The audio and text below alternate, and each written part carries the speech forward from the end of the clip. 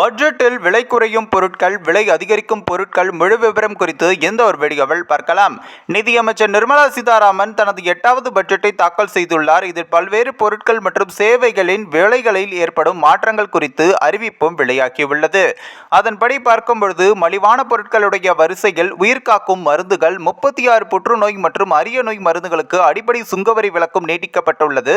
மேலும் 37 அத்தியாவசிய மருந்துகளுக்கு அடிப்படை சுங்கவரி விலக்கும் அளிக்கப்பட்டுள்ளது. மேலும் கோபால்ட் பொருட்கள் மற்றும் எல்இடி கூறுகள், துத்தநாகம் மற்றும் லித்தியம் அயன் பேட்டரி, ஸ்கிராப் மற்றும் 12 முக்கிய தாதுக்கள் மீதான விலக்குகளும் அறிவிக்கப்பட்டுள்ளது. மேலும் கப்பல் உற்பத்தியான மூலப்பொருட்கள் இன்னும் ஒரு தசாப்தத்திற்கு வரி இல்லாத நிலையும் ஏற்பட்டுள்ளது. அதோடு சேர்த்து மீன் பேஸ்ட்ரி மீதான அடிப்படை சுங்க வரியை 30% 5% குறைத்து அதனை மேலும் மலிவு விலையில் ஆக்குகிறது. கைவினைப் பொருட்கள், அதாவது உலக அளவில் கைவினைப் பொருட்கள் ஏற்றுமதியை வலுப்படுத்தவும் விரிவுபடுத்தவும் புதிய முயற்சிகள் தொடங்கப்பட்டுள்ளது.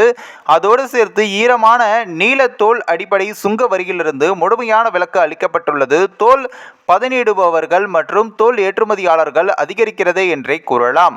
அதோடு சேர்த்து விலை உயர்த்தப்பட்ட பொருட்களுடைய வரிசையில் மின்னணு பொருட்கள், அதாவது டிவி பிளாட் பேனல் காட்சிகளுக்கான அடிப்படை சுங்கவரி 10% 20% இரட்டிப்பாக ஆக்கப்பட்டுள்ளது. வர்த்தக விதிமுறைகள், அதாவது இறக்குமதி வரி மதிப்பீடுகளை ஒழுங்குபடுத்த தற்காலிக மதிப்பீடுகளுக்கு 2 ஆண்டு வரம்பும் விதிக்கப்பட்டது. முந்தைய பட்ஜெட் 2024 நடவடிக்கைகளாக நுகர்வோர் பொருட்கள் நிவாரணம், அதாவது கட்டணங்கள் சரி செய்தால் காரணமாக மொபைல் போன்கள், தங்கம், வெள்ளி மற்றும் தாமிர விலைகளும் குறைக்கப்பட்டன. புற்றுநோய் மருந்துகளில் இருந்து 3 உயிர்காக்கும் புற்றுநோய் சிகிச்சை மருந்துகள் அடிப்படை சுங்க வரியிலிருந்து விலக்கும் அளிக்கப்பட்டன. சுற்றுச்சூழல் கவனம், அதாவது சுற்றுச்சூழல் சேதத்தை தடுக்க மக்காத பிளாஸ்டிக்கலான சுங்கவரி 25% உயர்த்தப்பட்டன.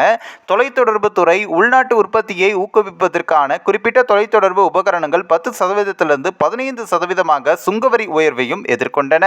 இப்படி தற்பொழுது பல மாற்றங்களும் செய்யப்பட்டுள்ளது. இது பலருக்கும் சந்தோஷத்தையும் கொடுத்திருக்கு, பலருக்கும் அப்படி அதிருப்தியை கொடுத்ததாகவும் சொல்லப்படுகிறது.